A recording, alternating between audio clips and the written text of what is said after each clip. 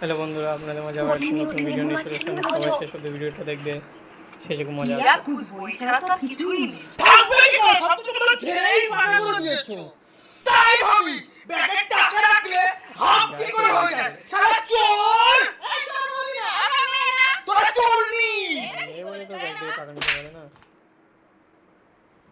৩৩,৪৭৫ টাকা বার করো।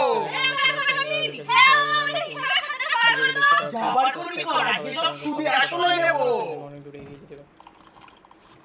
এই পেয়েছি 2000 1000 350 শিরুর টাকার আমার হিসাব।